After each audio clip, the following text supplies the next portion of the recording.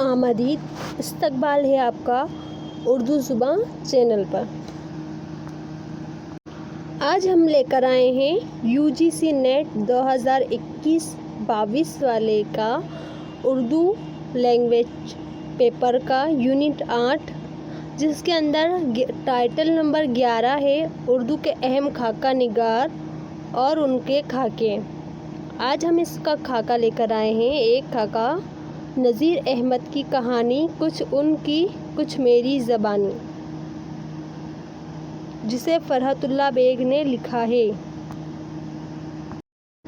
आप हमसे हमारे टेलीग्राम चैनल उर्दू ज़ुबान के ज़रिए जुड़ सकते हैं। आज का हमारा खाका है नज़ीर अहमद की कहानी, कुछ मेरी कुछ उनकी ज़बानी। इसे लिखा है फरहतुल्लाह बेग ने। मिर्ज़ा फरहतुल्लाह बेग की पैदाइश 1884 ईस्वी में हुई और वफ़ात 1947 में। मौलवी नज़ीर अहमद की पैदाइश 1813 ईस्वी में बिजनौर में हुई, जबकि वफ़ात 1914 ईस्वी को दिल्ली में हुई। हम इस वीडियो में खुलासा पढ़ेंगे, साथ ही MCQ लगाएंगे। तो हमारा खुलासा कुछ इस तरह से है कि मिर्ज़ा फरहतुल्लाह बेग ने अपने इस खाके में नज़ीर अहमद की शक्ल और सूरत वज़े कते को दिलचस्प अंदाज में बयान किया है। इसके बाद मेहनत से की हुई तालीम का ज़िक्र किया है। तो हमने क्या देखा कि जो इस खाके में उन्होंने क्या किया है कि जो अपने खाके में शक्ल और सूरत का बयान किया है, उनके वज़े कते का बयान किया है और उन्होंने कितनी मेहनत से तालीम हासिल की थी, इसका ज़िक्र किया है।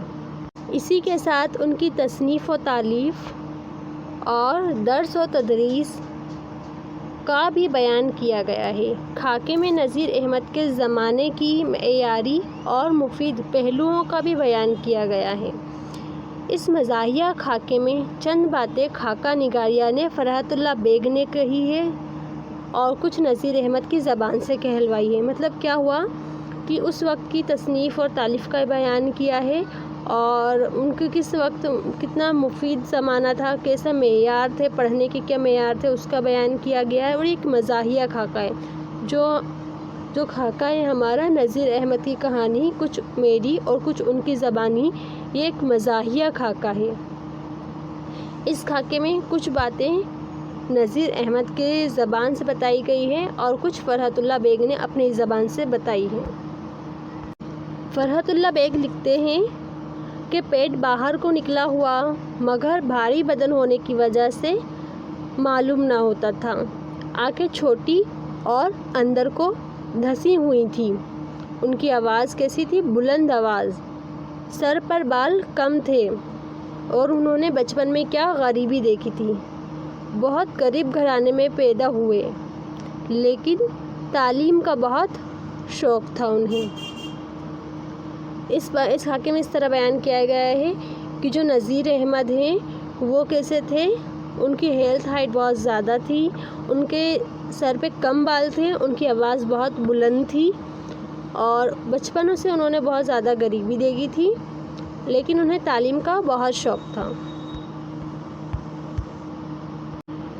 हुसूल तालीम की गर्ज से फिरते फिरते पंजाबियों की कड़े वाली मस्जिद की तरफ पहुँचे। वहाँ मौलवी साहब से उन्होंने अरबी ज़बान सीखी और वहीं वो रहने लग गए थे और मस्जिद के मौलवी साहब के हुक्म से घर घर जाकर रोटी इकट्ठा करते थे।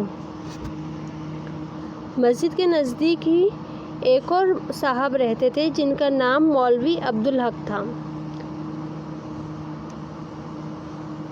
ये शायद कुछ गलत टाइप हो गया है।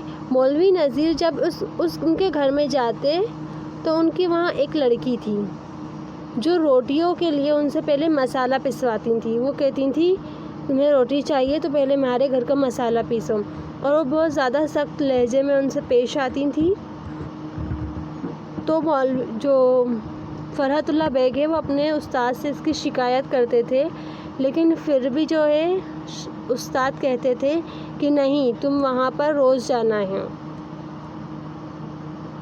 بعد میں کیا ہوتا ہے؟ بعد میں وہی لڑکی ان کی بیگم بنتی ہے۔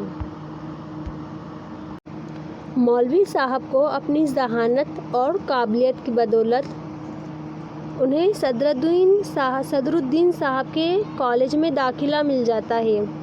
اس زمانے میں اس کالج میں سر سید احمد خان فارسی کے طالب علم ہوتے ہیں، منشی ذکاء اللہ حساب کے اور پیارے لال انگریزی تعلیم حاصل کرنے والے طالب علم ہوتے ہیں، اور نذیر احمد کو عربی جماعت میں داخلہ ملتا ہے۔ نذیر احمد کو عربی میں داخلہ ملتا ہے اور وہ قرآن مجید کا ترجمہ کرتے ہیں، اور ساتھ میں کئی کتابیں بھی تصنیف کرتے ہیں، اور ان کو اس بات پر بہت فخر رہتا ہے کہ میں نے قرآن مجید کا اردو میں ترجمہ کیا ہے۔ اس بات پر ان کو بہت زیادہ فخر رہتا ہے۔ فرحت اللہ بیگ جب حیدرآباد جاتے ہیں تو انہیں پتہ چلتا ہے کہ بلبل نے اس دنیا سے کوچ کر لیا ہے۔ مطلب یہاں پر انہوں نے بلبل اپنے استاد نذیر احمد کو کہا ہے۔ تب انہیں ذوق کا ایک شعر یاد آتا ہے، یہ چمن یوں ہی رہے گا سر اور سارے جانور۔ اس میں کچھ پرنٹنگ مسٹیک ہو گئی۔ فرحت اللہ بیگ جب حیدرآباد گئے تو انہیں وہاں پتہ چلا کہ بلبل نے اس دنیا سے کوچ کر لیا ہے۔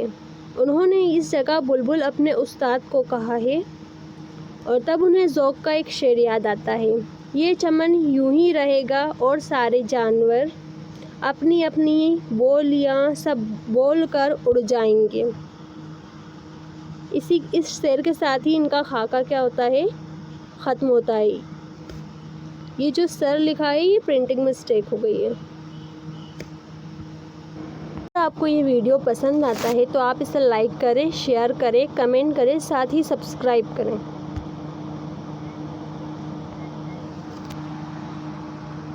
میرا سوال ہے، اب ہم آتے ہیں MCQ کی طرف۔ اب ہمارا پہلا سوال ہے، اردو کا پہلا باضابطہ خاکہ کون سا ہے؟ ہمارے پہلے سوال کا جواب ہے نذیر احمد کی کہانی، کچھ میری کچھ ان کی زبانی۔ سوال نمبر 2 ہے، اردو کا پہلا خاکہ نگار کون ہے؟ اس کا جواب آئے گا فرحت اللہ بیگ۔ سوال نمبر 3 ہے، نذیر احمد فرحت اللہ بیگ کے کون تھے؟ جواب آئے گا استاد۔ سوال نمبر 4 ہے، فرحت اللہ بیگ کے ساتھ مدرسے میں اور کون تھے؟ اس کا جواب آئے گا میاں دانی۔ سوال نمبر 5، نذیر احمد کا تعلق کس صنف سے ہے؟ نذیر احمد کا تعلق ناول صنف سے ہے۔ سوال نمبر 6 ہے، فرحت اللہ بیگ اور میاں دانی مولوی صاحب کے گھر کیوں جاتے تھے؟ جواب ہے تعلیم حاصل کرنے۔ سوال نمبر 7، نذیر احمد کے ساتھ پڑھنے والوں میں کون کون سے ادیب شامل تھے؟ جواب، سر سید احمد خان فارسی، منشی ذکاء اللہ حساب کتاب، پیارے لال انگریزی۔ مرزا فرحت اللہ بیگ کب پیدا ہوئے؟ مرزا فرحت اللہ بیگ 1884 عیسوی میں پیدا ہوئے اور وفات 1947 عیسوی۔ مولوی نذیر احمد کی پیدائش کب اور کہاں ہوئی؟ مولوی نذیر احمد کی پیدائش 1813 عیسوی میں ہوئی۔ مولوی نذیر احمد کی وفات کب اور کہاں ہوئی؟ مولوی نذیر احمد کی وفات 1914 میں دہلی میں ہوئی۔ ویڈیو کو آخری تک دیکھنے کے لیے شکریہ۔